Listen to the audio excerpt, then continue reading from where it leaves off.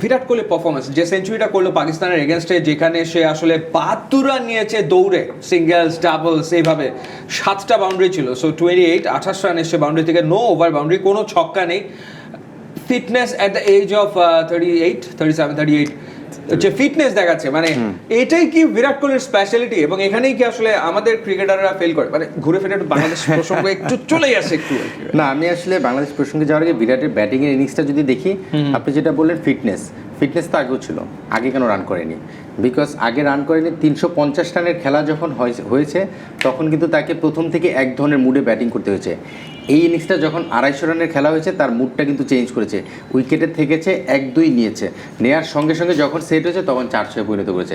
So আপনি যখন 250 রানে খেলা হবে এক ধরনের মুডে খেলা যায়, যেটা বিরাটের জন্য এই মুহূর্তে যেহেতু অফ ফর্মে ছিল, খুব ভালো ফর্মে ছিল না, তার জন্য পারফেক্টলি গেছে।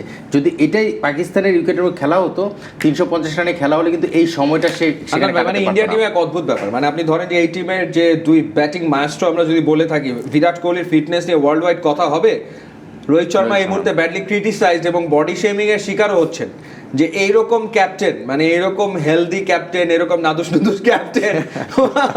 সো এবং কংগ্রেসের মুখপাত্র তাকে নিয়ে একটা টুইট করেছেন, সেই টুইটের ভাষা এত কড়া যে পরবর্তীতে মানে সেই টুইটটাকে সরাতে হয়েছে। কংগ্রেস স্টেটমেন্ট দিয়ে বলেছে যে এটা আমাদের দলীয় কোনো টুইট না, মানে রীতিমতো বডি শেমিং করা হয়েছে। সো এই মানে আমি যেটা জানতে চাইছি যে একই টিমে ধরেন এই যে দুই ব্যাটসম্যান এবং দুইজনই আই মিন গ্রেট প্লেয়ার, মানে ক্রিকেট হিস্ট্রিরই গ্রেট প্লেয়ার তারা দুইজন, একজন ফিটনেসে এরকম, আরেকজন হয়তো ওরকম ফিটনেস না, তারপরে রান করে যাচ্ছে, তো তার মানেটা আসলে কি? এটা হলো ট্যালেন্ট।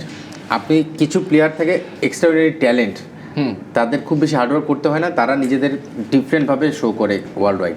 আবার কিছু প্লেয়ার আছে তাদের হার্ডওয়ার্ক দিয়ে করে, যেটা আমরা মুশফিকুর রহিম বাংলাদেশের হার্ডওয়ার্ক দিয়ে কীভাবে কী করতে পারে আমরা দেখেছি বছরের পর বছর। সাকিব আল হাসান খুব বেশি কিন্তু মুশফিকের মতো হার্ডওয়ার্ক করেনি, বাট ট্যালেন্ট দিয়ে কিন্তু সে সারা ওয়ার্ল্ড ডমিনেট করেছে। সো ডিফারেন্ট টাইপের ক্যারেক্টারের প্লেয়ার থাকে, কে কেমন প্লেয়ার সেই জাজমেন্টটা যদি আমরা জিততে চাই, বিরাট আমার মনে হয় যে হার্ডওয়ার্কিংয়ের সঙ্গে সঙ্গে ট্যালেন্ট তো রয়েছেই, বাট রোহিত ট্যালেন্টের উপর অনেক বেশি নির্ভরশীল।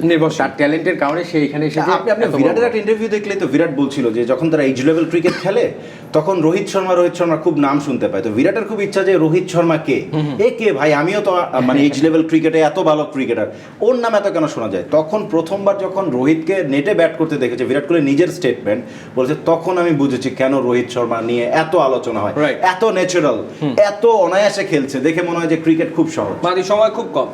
Shubman Gill or Shreyas Iyer, who will be next big thing for India? মানে একদম সংক্ষেপে। গিল ডেফিনেটলি। মান্নান ভাই, শ্রেয়াস আইয়ার আর শুভমান গিল? কারণ এখানে একটা বিষয় অ্যাড করে নিই, ইন্ডিয়া যেখানে খেলবে, যত কন্ডিশনে খেলুক, যেভাবে খেলুক, আপনি টপ অর্ডার থেকে একজন বড় স্টার তৈরি হবে, বিকজ তাদের ব্যাটিং লাইন আপে ওখান থেকে কন্ট্রিবিউট করার অপরচুনিটি বেশি থাকে। সেখান থেকে গিল ওইখানে অপরচুনিটি রেগুলার পাবে, শ্রেয়াস আইয়ার খুব মাঝে মধ্যে পাবে, সেখান থেকে গিল এগিয়ে থাকবে। অলরাইট, ওকে, কনসিস্টেন্ট ভাবে দুজনে আসলে পারফর্ম করে যাচ্ছেন। So now let's come to the point, কে আসলে ফেভারিট, কাকে এগিয়ে রাখছেন? আমি ও তো বলে দিয়েছে, ও দাঁড়াতেই পারবে না। চ্যাম্পিয়ন্স ট্রফি যেই দলটা জিতবে সেই দলটাকে আপনি কিভাবে ফেভারিট বানাবেন না? মানে সবকিছু, মানে সব ইঞ্জিনিয়ারিং করাই তো, আর এটা নিয়ে এত চিন্তার কিছু নাই, কোনো চিন্তার কিছু নাই। So surely India favourite. Hannan ভাই? না, আজকের প্রেক্ষাপট সবকিছু মিলে ইন্ডিয়া ফেভারিট, এটা অস্বীকার করার কোনো সুযোগ নেই, বাট দলটা মাইটি অস্ট্রেলিয়া। সো লেটস সি কি হয়। মাদি এবং হান্নান সরকার, আপনাদের দুজনকে অসংখ্য ধন্যবাদ। Will go to the field straight. আপনাদেরকে অসংখ্য ধন্যবাদ। এক্সিরামিক প্রেজেন্টস ক্রিক বাস পাওয়ার্ড বাই গিগাবাইটে আমাদের সাথে থাকার জন্য। আমরা সরাসরি মাঠে যাব।